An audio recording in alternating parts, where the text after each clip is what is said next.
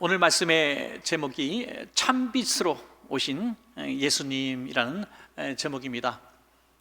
지난 시간에는 이제 목자로 오신 예수님을 우리가 소개하면서 우리 성탄절을 준비하는 그런 말씀을 통해서 함께 은혜를 나누는데요. 오늘은 참빛으로 오신 예수님은 어떤 분이신가, 또 그 예수님을 우리가 영접하면 어떤 역사가 일어나는가 하는 부분을 한번 생각해 보도록 하겠습니다. 얼마 전에 유럽연합, EU라고 하죠. 유럽연합에서 32쪽짜리 이제 분량의 공문을 배포했는데요. 여기 뭐라고 나와 있냐면 포용적 소통을 위한 가이드, 포용적 소통을 위한 이 가이드라인이죠. 소위 이 지침서를 보냈습니다. 뭘 포용하겠다는 겁니까? 이제 성별 또는 성적 정체성까지 포함하고요. 그리고 인종, 문화, 또 국가 간, 빈부격차 간 다 이런 관계를 그냥 포용하고 소통하는 데 있어서 우리 용어 사용을 좀 조심하자, 그런 마음으로 정리해서 이제 공문을 보내게 됩니다. 그런데 문제는 여기 종교 부분에 우리가 납득하기 힘든 부분이 하나 있었습니다. 그것이 뭐냐면 크리스마스라는 용어를 사용하지 말라라는 금지 조항인 것이죠. 크리스마스. 왜냐하면 인종, 국가, 종교 다 다른데 똑같이 메리 크리스마스라고 인사하는 것은 종교 편향적이라는 것이죠. 세계를 포용하고 타종교인도 포용하려면 메리 크리스마스라는 말을 쓰지 말라는 것입니다. 그리고 뭐라고 쓰라고 권고사항까지 붙였냐면 헐리데이라고 붙이라고, 그냥 휴일로 붙이라고 이렇게 권고사항을 내렸던 것이죠. 이런 일들은 사실 유럽연합에서 한 번 나온 것으로 끝난 것이 아니라 우리가 잘 아시는 대로 얼마 전에도 그 미국에서조차 크리스마스 용어를 사용하지 못하도록 그 많은 또 주와 그런 모습들이 있어서 굉장히 이것이 소동이 일어났던 적도 있었던 것을 여러분 기억하실 겁니다. 전 세계적으로 특별히 이 이슬람권 같은 데서는 이 용어를 사용할 수가 없겠죠. 그러면 여기 계신 모든 우리 성도님들, 이 말씀을 들으시는 성도님들 가만히 생각하면 옛날엔 가만히 있더니 요즘은 갑자기 왜 이래? 라는 생각이 들 거예요.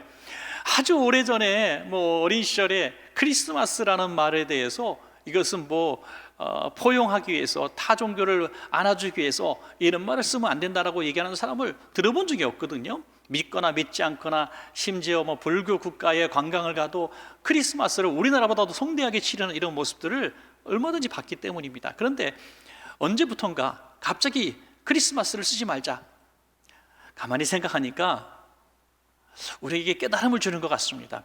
크리스마스라는 말이 얼마나 소중한 말인가를 우리에게 일깨워 주는 것 같습니다. 여러분, 크리스마스라는 말을 그들은 아무 의미 없이 사용할 때에는 문제가 되지 않았는데 그 의미를 알기 시작한 거예요. 의미를 알게 되니까 이 크리스마스 말을 도저히 그들의 입으로 할 수가 없었던 겁니다. 크리스마스가 뭡니까? 또 메리 크리스마스가 뭡니까?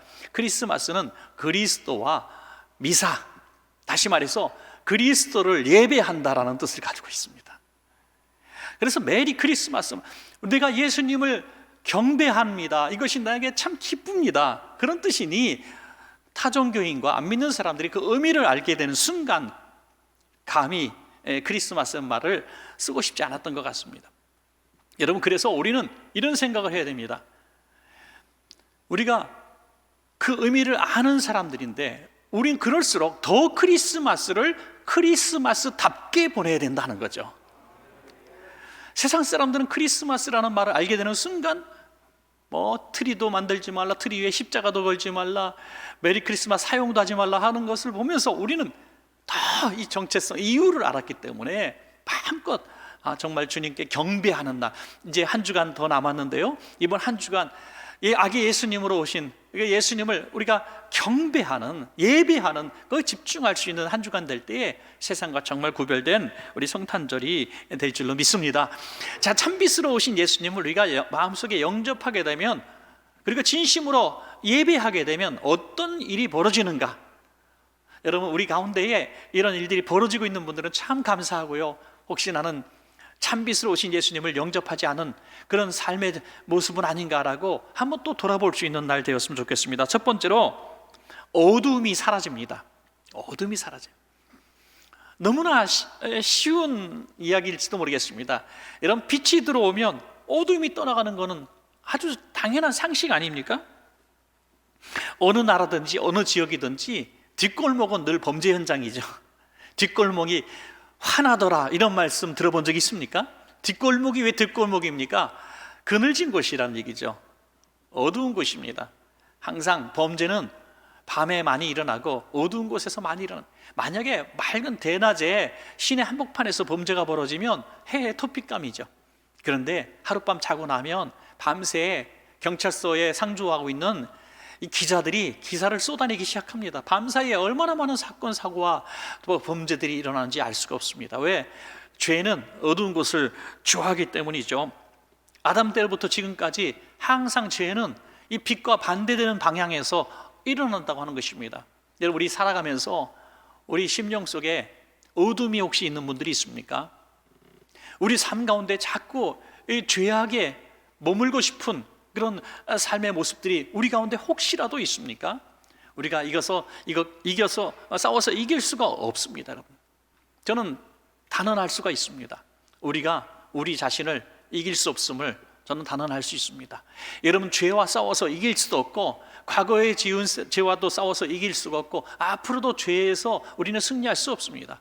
왜냐하면 우리는 어둠을 이길 수가 없습니다. 여러분, 깜깜한 밤인데 우리가 아무리 노력한다고 해서 해가 오밤중에 뜨게 할 수는 없는 것 아니겠습니까? 그래서 어두움과 싸울 수 있는 힘은 우리에게 없습니다. 그러면 방법은 하나밖에 없다는 거예요. 예수 그리스도를 우리 마음속에 모셔드리면 주님이 참 빛이기 때문에 영적인 모든 어두움의 권세와 세력들이 예수님 빛 앞에서 굴복하고 떠나간다는 것입니다. 거라사의 광인이 예수님을 만나자마자 꿇어 엎드려서 왜 예수님 나를 괴롭히십니까? 라고 얘기해요. 왜? 자기는 어둠의 권세에 사는 것이 익숙하고 너무나 편하기 때문에. 어떤 성도님이 예수 괜히 믿었다 그래요. 왜 예수 괜히 믿으셨어요? 예수 믿으니까 술도 못 먹고 싸움도 못하고 도박도 못하고 진짜 예수 잘못 믿었어요. 남들이 보면 당신 진짜 예수 잘 믿은 건데 왜 그러냐고. 예수 잘 믿으니까 죄 짓기가 힘들다는 거예요. 빛 가운데 서 있으니 죄가 보이기 시작하는 것입니다. 여러분, 신앙생활이 점점 더 깊어질수록 우리는 빛 앞으로 가까이 나가는 것입니다. 여러분, 금년에 우리 비전이 하나님께로 더 가까이 나가는데, 하나님께로 더 가까이 나갈수록 점점 더 빛 앞에 나가는 것입니다. 빛 앞에.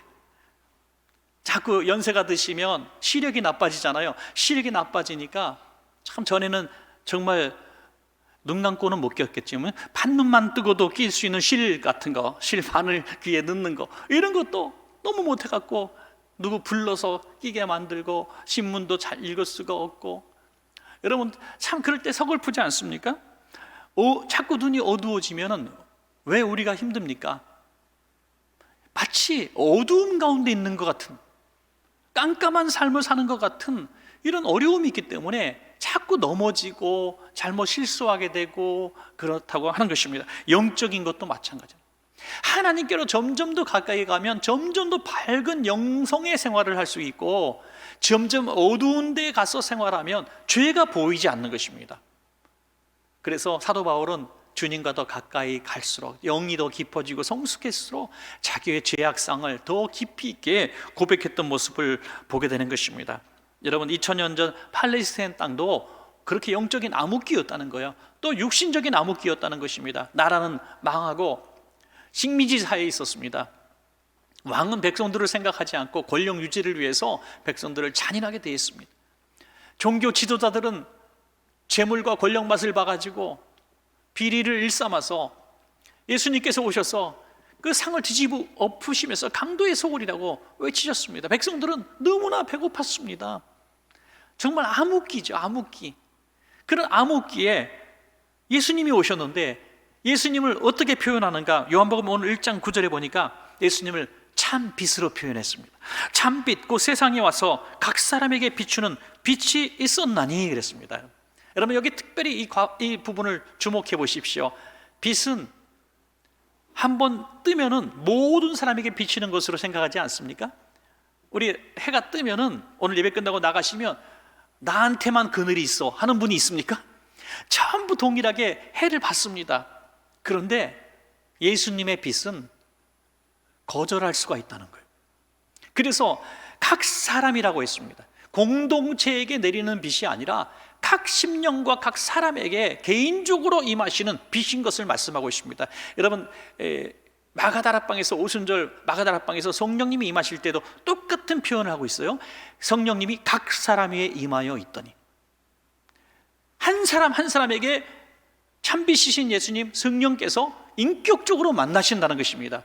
여러분, 교회에 다녔다고 해서, 빛 앞에 서 있다고 해서, 예수님을 안다고 해서 참빛이 내 안에 있는 것이 아니라는 것입니다. 여러분, 오늘 이번 성탄의 계절에 내 안이 정말 성령으로 참빛이 가득한, 참빛이 내 안에 임재해 있는 내 영혼의 상태인가 한번 우리가 스스로 물어보는 것도 귀한 시간이라고 생각합니다. 왜 참빛이라고 했을까요?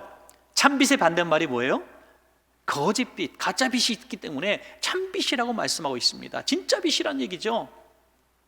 세상에 참 많은 가짜빛이 있습니다. 거짓빛이 있습니다. 그 뭡니까?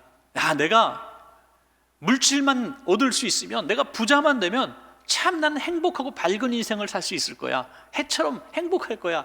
그래서 이 물질을 빛처럼 추구하며 따라갑니다. 권력을 따라가고, 또 자기의 즐거움을 따라가고, 어떤 자기의 좋아하는 뭔가 이루려고 하는 그 도전을 합니다. 그러나 그것을 잡으면 잡히지 않고, 잡을 듯 하면서 잡히지 않습니다. 왜? 그것은 참빛이 아니기 때문이죠. 참빛은 오직 우리 주님밖에 없다고 성경은 말씀하고 있는 것입니다. 유명한 등산가인 존 크라카우어라고 하는 사람이 있는데요, 이분이 1996년에 히말라야 등반을 했습니다. 이제 성공적으로 등반을 마치고 내려오던 길에 갑작스런 이제 번개까지 동반한 폭설을 만나게 됩니다. 한치 앞을 내다볼 수 없는 상황 가운데서 움직이다가는 분명히 다 실족사해서 죽을 것 같은 마음이 들어서 그들은 결단했습니다. 우리 그래도 비교적 안전한 장소를 찾자. 거기다가 우리가 좀 눈을 파고 우리가 서로 의지하고 이 폭풍을 지나들 동안 우리가 좀 버티자. 그래서 서로 막 장소를 찾다가 제일 안전한 지대를 찾았습니다. 여기는 우리가 폭풍이 견딜 수 있겠다 해서 포근하게 땅을 파고 탁 세 사람이 들어가서 폭풍을 지날 때까지 아주 즐겁게 노닥노닥 거리면서 그 편안한 시간을 보냈습니다. 잠시 후에 정말 거짓말처럼 이 폭설이 멈추고 해가 탁 뜨는 거예요. 그래서 이 살았다고 이 텐트를 다 걷고 나와서 그들은 까무러쳐 죽을 뻔했다는 겁니다. 두세 발자국만 더 옆에 텐트를 치면 1200m 낭떠러지로 떨어질 뻔했다는 거예요. 1200m. 너무나 깜짝 놀라서 이것이 오늘 우리들에게까지 전해지는 것입니다. 여러분, 깜깜한 밤에 가장 안전한 장소라고 선택했던 등산 전문가들이 설치한 장소가 1200m 낭떠러지 끝자락이었다는 것이죠. 여러분, 세상의 빛을 따라서 살아가는 사람들은 빛에 속게 되는 것입니다. 가장 안전하고 가장 성공적이고 가장 행복한 인생이라고 생각해서 쫓다가 결국에는 망하는 길로 가게 되는 것입니다. 요한복음 8장 12절에 예수께서 또 말씀하여 이르시되 나는 세상의 빛이니 나를 따르는 자는 어둠에 다니지 아니하고 생명의 빛을 얻으리라 라고 말씀하고 있습니다. 얼마나 감사한지 알 수가 없습니다. 여러분, 다른 거 생각하지 마시고 그냥 예수님이 나의 빛이다, 예수님이 나의 길의 인도자다, 이렇게 믿으시고 주님을 따라가 살아보는 것입니다. 그러면 이것이 참 빛이었다는 것을 우리가 살아갈수록, 신앙생활 할수록 느끼게 될 것입니다. 우리는 어두움과 싸울 수가 없습니다. 조금 전에 말씀드린 것처럼 죄와 싸울 수도 없고요, 또 어둠과 싸울 수도 없습니다. 우리는 선하지 않습니다. 우리는 결단이 강하지도 않습니다. 그래서 빛의 힘을 얻어야 하는 것입니다. 예수님의 능력을 힘입어야만 한다는 것입니다. 스로 수추라고 하는 아주 흉악범이 있었는데요, 이분은 아주 세계에 유명한 흉악범입니다. 영국과 그 호주를 비롯한 그 지역에서 악명이 높은 사람으로 40년 복역한 사람입니다. 40년 복역할 때도 감방에서 하도 사고를 쳐가지고 무려 8번의 태형을 공개적으로 맞았대요. 너무나 많은 사람들한테 이 시범으로 매를 맞을 정도로 죽을 정도로 맞았던 사람, 그래도 변화되지 않았습니다. 그런데 어느 날 그가 성경을 읽다가 참 빛이신 예수님을 만나게 되고, 그가 얼마나 죄악에 찌들어 살았다는 것을 철저하게 깨닫고 회개하기 시작해서 빛 가운데로 나와 빛의 생활을 하기 시작합니다. 그리고 그 이후에 무려 18년 남은 생애 동안 이제 구호소 같은 데 가서 평생을 헌신하며 죄 씻음을 하며 주님과 동행했다는 아름다운 결과를 맺었습니다. 그가 이런 얘기를 했습니다. 수백 대의 채찍과 40년의 감옥 생활도 나를 변화시키지 못했습니다. 그러나 예수 그리스도는 단 1분 만에 나를 변화시키셨습니다 라는 것이죠. 여러분, 앞으로도 이 쉬운 길이 있는데 먼 길 돌아가지 마세요. 주님, 나는 힘이 없습니다. 나는 의지도 없습니다. 나는 날마다 넘어지고 실수합니다. 빛이신 성령님께서 내 안에 계셔서 나를 빛으로 인도해 주십시오 라고 기도할 수 있는 우리가 되기를 소원합니다. 자, 두 번째로 빛을 증언하는 하나님의 자녀가 된다는 것입니다. 참 빛이신 예수 그리스도를 우리 안에 영접하면 어떤 변화가 일어나는지, 가장 먼저 영접하는 자, 그는 바로 하나님의 자녀가 되는 권세를 주셨다, 이렇게 말씀하고 있습니다. 하나님의 자녀가 되었기 때문에 우린 빛의 자녀가 된 것이죠. 더 이상 어둠의 자녀가 아니라는 거예요. 빛이 내 안에 계시면 예수님이 내 안에 계신 것이죠. 예수님이 내 안에 계심으로 이렇게 증언하는 거예요. 이 사람은 내 자녀야. 더 이상 어둠의 자녀가 아니고 어둠의 권세가 아니라 우리를 그렇게 지켜주시는 것입니다. 그러면 빛의 자녀들처럼 이제 행해야 한다는 거죠. 어둠의 자녀는 어둠 하는 것마다, 생각하는 것마다 타락하고 어둠의 권세에 사로잡힌 것들을 행했지만, 빛의 자녀가 되었다면 빛의 자녀답게 누구를 닮아서, 우리 예수님을 닮아서 살아가야 한다는 것입니다. 여러분, 그런데 오늘도 역시 이 어둠의 잔재들이 우리 가운데 남아 있어서 내 안에 예수님 계신 거 알고 내가 예수님을 영접했고 천국과 지옥까지 믿는 삶을 살아감에도 불구하고 끊임없이 이 어둠의 습관과 그런 생각들이 나를 짓누르는 분들 계십니까? 두려움 속에 잠 못 이루고 죄의식 속에 헤매이고 비관적으로 어디서 와서 어떻게 살아야 되는지 인생의 목적자다 모르고 살아가고 계십니까? 여러분, 우리는 그렇다고 해서 빛의 자녀가 아닌 것이 아니라는 거예요. 빨리 이 빛의 생활을 청산하고 어둠의 생활을 청산하고 빛의 자녀답게 살아야 한다는 거죠. 오늘 성경은 그래서 이렇게 빛의 증언자로 살게 된 한 인물을 소개해 놓고 있습니다. 바로 세례 요한이죠. 세례 요한은 예수님보다 조금 먼저 이 세상에 보내심을 받아서 빛을 증언하는 빛의 증언자로 세우셨습니다. 요한복음 1장 6절에서 7절입니다. 하나님께로부터 보내심을 받은 사람이 있으니 그의 이름은 요한이라. 그가 증언하러 왔으니 그 빛에 대하여 증언하고 모든 사람이 자기로 말미암아 믿게 하려 함이라. 아멘. 왜 빛의 증언자가 필요합니까? 이분이 참빛입니다 라고 하는 빛의 증언자가 왜 필요합니까? 세상이 그분이 예수님이 빛인지 알 수가 없기 때문에 빛의 증언자가 필요하다고 하는 것이죠. 요한복음 1장 9절에서 11절까지 보시면요, 참빛이 이 땅에 오셨는데 참빛을 이 마음속에 영접하지 못하는 이유 두 이유가 나옵니다. 한번 읽어드리겠습니다.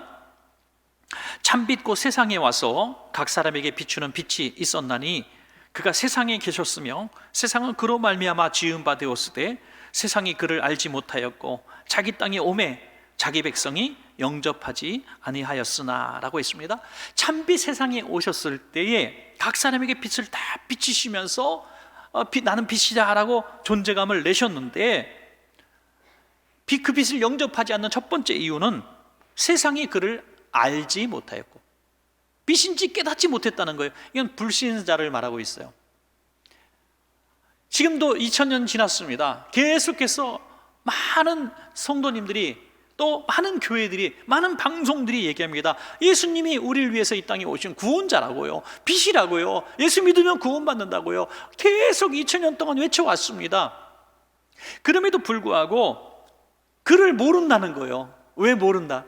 마음 문을 닫고 그냥 어둠 속에 살면서도 예수님을 빛으로 깨닫지 못한다는 거예요. 종교가 다 똑같은 거지, 이 종교 믿건 저 종교 믿건 아니 정말 선하게 살고 착한 덕을 쌓고 뭐 그렇게 살아가면 언젠가 그 산꼭대기 구원이라고 하는 정상에서 이 길에서도 만나고 힌두교도 만나고 불교도 만나고 기독교도 만나고 이런 거 아니겠어?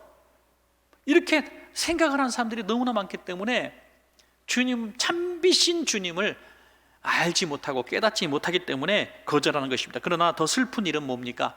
그가 자기 땅에 오매 자기 백성이 영접하지 않았다는 거죠. 자기 백성, 나는 하나님을 믿는 사람입니다.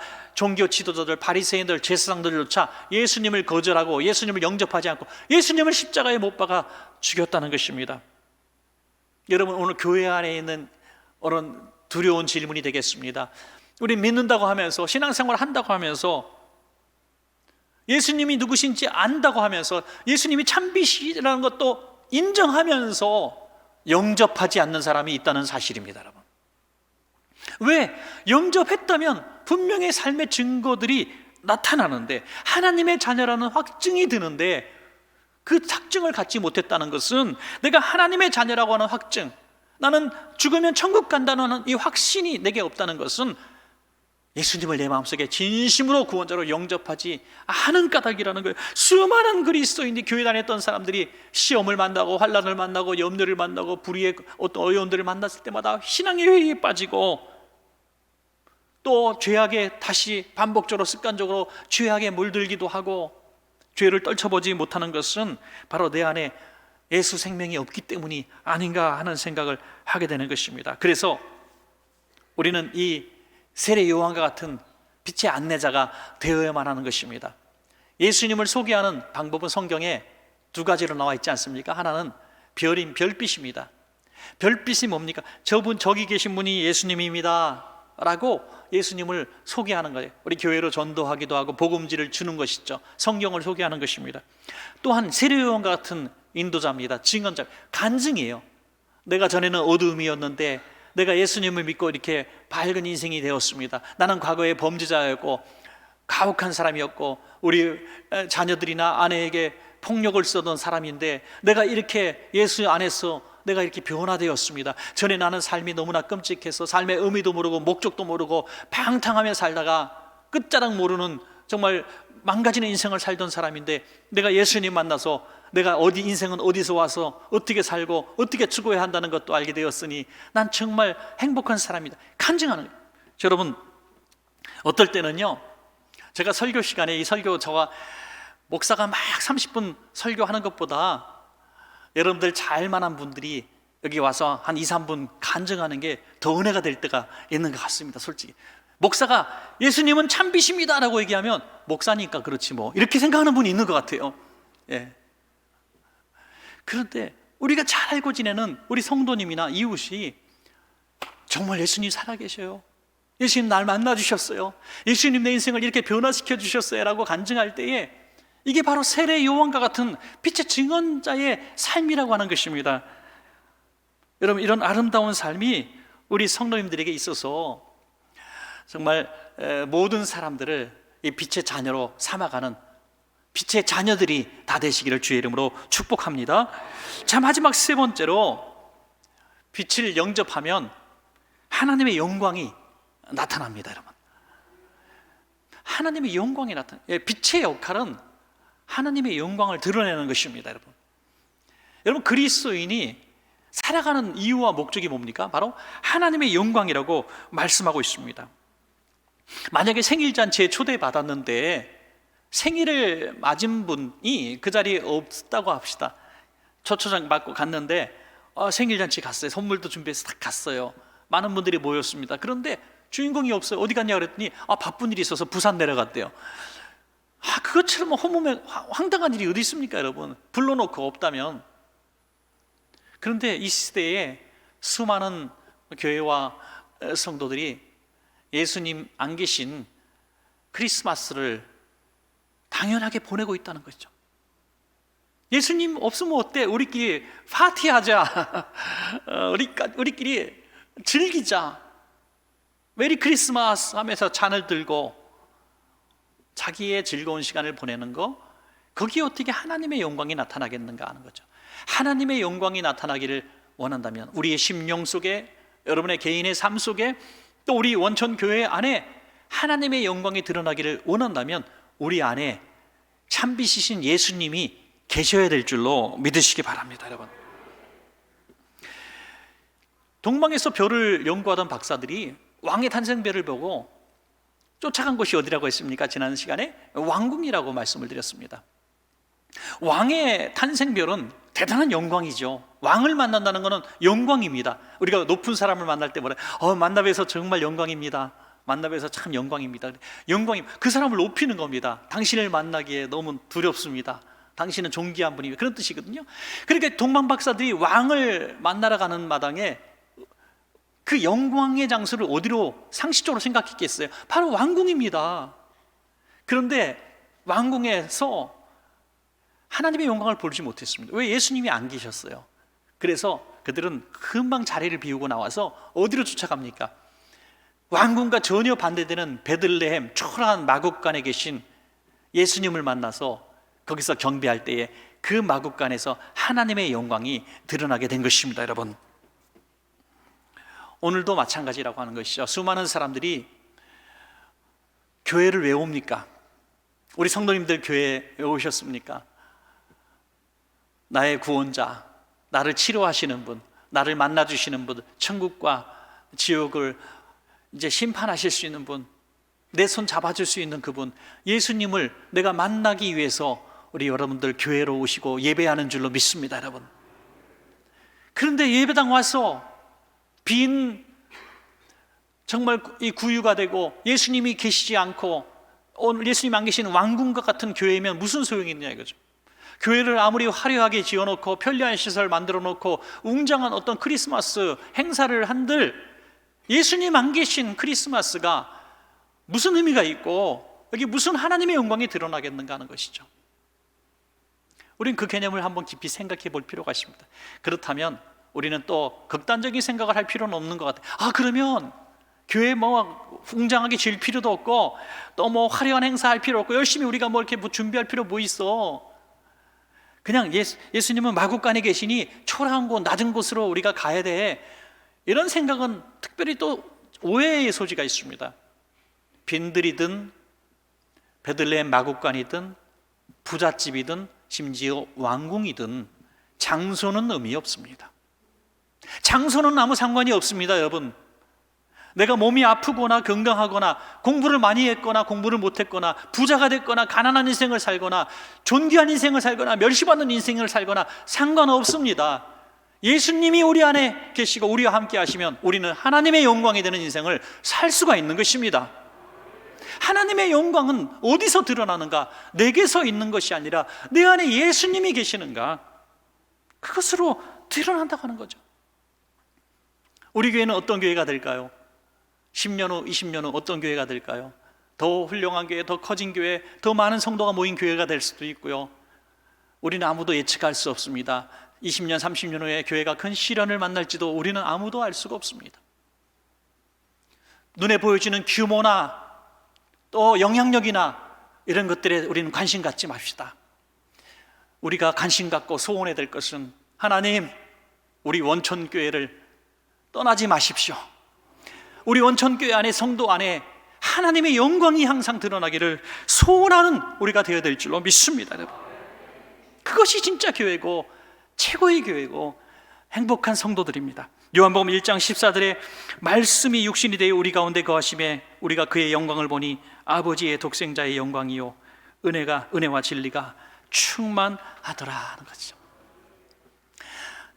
저는 이것이 굉장히 우리의 노력으로 되는 것은 아니라고 봅니다. 왜냐하면 하나님의 영광이 드러나는 것은 예수님이 성령으로 살아 역사하시면 당연히 일어나는 증거이기 때문이죠. 석가모니가 죽어서 화장했을 때에 그 소위 살이라는 것이 나오지 않습니까? 이 사리를 얼마나 크기에 따라서 뭐 구분이 좀 갈 수 있겠습니다만은 아주 작은 사리를 많이 냈습니다. 그래서 개수를 셌는데 84,000개가 나왔다고 하는데 믿을 수 있는지 모르겠습니다. 84,000개, 뭐 신화적으로 많이 나왔죠. 그랬다고 우리가 인정해도 그 84,000개를 어떻게 처리했는가? 재미있는 사례가 있습니다. 왕이 전 세계에 불교를 전파하기를 원했습니다. 그래서 이 사리를 그 어떤 능력이 나타나게 하기 위해서 각 곳에 탑을 세워서 그 탑 안에 다 이제 보관하게 만들었다는 것입니다. 그래서 아주 여러 군데 수백 수천 군데 뿌렸다는 거예요. 그러다 보니까 진위 여부가 불투명해졌다는 거예요. 오다가 중간에 도난 사고를 만나기도 하고, 설치했는데 누가 자기 집에 어떤 복이 임하기 위해서 그걸 훔쳐가고 가짜를 갖다 놓고, 막 이런 일들이 수없이 일어나면서 이제 나중에 어느 게 진짜고 어느 게 가짜인지 알 수가 없게 돼. 뭐 박물관 한두 군데에 보관했거나 중요한 사찰에 한두 군데 보관했으면 진위 여부가 뭐 말할 필요가 없는데, 수천 개가 막 흩어져 있으니까 알 수가 없었던 거죠. 그런데 최근에 얼마 전에 인도에서 어떤 여러 가지 검증 기관을 통해서 진짜 석가모니의 사리의 한 부분을 발견하게 돼요. 그래서 그 진짜인지 가짜인지 우리는 또 증명할 방법이 없지만 이 진짜라고 판명이 납니다. 그래서 아주 마을이 축제가 벌어지고 난리가 났습니다. 진짜 석가모니의 진품 사리가 발견됐으니 난리가 났습니다. 그걸 바라본 인도 선교사님이 아주 재미있는 얘기를 했습니다. 저들은 부처가 실제로 과거에 존재했었다는 증거를 사리에서 찾고 저렇게 행복해한다. 진짜 있었던 분이다. 그러나 만약에 우리가 예수님의 뼈 한 조각이라도 발견하게 되면 기독교는 그날로 끝장난다. 무슨 말입니까? 석가를 비롯한 타 종교에서는 존재했었다는 사실만 가지고 그렇게 행복하고 즐거워하는데, 오늘 이 시대에 아무런 영향력을 끼치지 않는다는 것을 그들이 인정하는 꼴이라는 거죠. 그러나 예수님은 뼈 한 조각도 발견할 수 없다는 거예요. 왜? 예수님은 부활하셨고 지금 이 순간에 임마누엘로 우리와 함께 하시기 때문에 예수님은 무덤에 계시지 않습니다. 지금 이 순간에도 우리와 함께 하나님의 영광을 드러내고 계신다는 것입니다. 그분이 하는 일이 뭡니까? 바로 구원의 역사예요. 구원의 역사를 베풀고 계신다는 것입니다. 누가복음 4장 18절부터 19절까지 마지막 절인데요, 한번 같이 읽어볼까요? 시작. 주의 성령이 내게 임하셨으니 이는 가난한 자에게 복음을 전하게 하시려고 내게 기름을 부으시고 나를 보내사 포로된 자에게 자유를, 눈먼 자에게 다시 보게 함을 전파하며 눌린 자를 자유롭게 하고 주의 구원의 은혜의 해를 전파하게 하려 하심이라 하였더라. 아멘. 하나님의 영광이 나타나는 가장 강력하고 확실한 증거는 구원의 역사인 줄로 믿습니다. 여러분, 구원받는 사람들의 수가 늘어나는 것입니다. 오늘도 계속되어지는 참빛의 역사, 하나님께 영광이 되는 역사는 역시 구원인 것입니다. 이사야가 메시아의 이런 하실 일들을 예언하시는 장면을 같이 읽으셨는데, 이걸 다 설명할 시간도 없고요, 하나만 말씀을 드리면 가난한 자에게 복음이 전파된다는 거죠. 여러분, 가난한 자에게 뭐가 전파돼야 최고 좋은 소식이에요? 돈이죠. 가난한 자에게 부자가 되게 하신다. 이게 복음일 텐데 가난한 자에게 복음이 전파된다. 영적인 부분들을 말씀하고 있는 것입니다. 영적으로 어둠 속에 사로잡힌 자들에게 복음이 증거되는 것이 바로 하나님이 하시는 일이고 성령께서 하시는 일이라는 것입니다. 예수님도 말씀하셨죠. 심령이 가난한 자는 복이 있나니. 어디가 저들의 것이라고요? 천국이 저들의 것이라. 우리가 이번 성탄 계절에 다른 것보다도 한번 일주일 남았는데요, 일주일 동안 상하고 간절한 목마른 사슴 같은 마음으로 참 빛 되신 예수님 내 안에 임재해 주셔서 나를 정말 밝은 길로 인도하시고, 그리고 구원의 역사를 이루시고 내가 복음의 증언자로 살 수 있도록, 주님 하나님 자녀답게 살 수 있도록 이번 한 주간 복 내려달라고 우리가 기도하는 것, 참 중요한 한 주간의 기도 제목이라고 생각을 합니다. 여러분, 말씀을 맺겠습니다. 이제 참빛을 모르는, 또 거절하는, 깨닫지 못하는 수많은 사람들이 있는데, 예수님이 참빛인 것을 우리가 은혜로 알게 하시고 또 사모하게 하신 하나님께 너무나 감사드립니다. 여러분, 그럼에도 불구하고 여전히 어둠 가운데 속해 있고 세상 사람들이 갖는 똑같은 어떤 영적인 우울증과 잠 못 이루고 고통스럽고 인생의 회의를 느끼면서 내가 왜 살아야 하는지, 어떻게 살아야 되는지 갈팡질팡하는 분들이 계십니까? 창조주 하나님을 아는 것이, 내가 하나님의 자녀인 것을 내가 아는 것이 우리 인생에 얼마나 큰 유익이 되고 얼마나 큰 복이 되는지 알 수가 없습니다. 그것을 알 수 있고 또 깨닫게 하시는 비결은 바로 빛이 되는 것입니다. 우리 안에 예수님이 들어와서 밝히 보여주시고 깨닫게 하시는 것입니다. 여러분, 빛의 자녀인 것을 정말 감사하면서 빛의 자녀답게 밝은 곳에서 생활하시면서 저 천국까지 인도하는 별의 길잡이가 되시기를 주님의 이름으로 간절히 축원드립니다.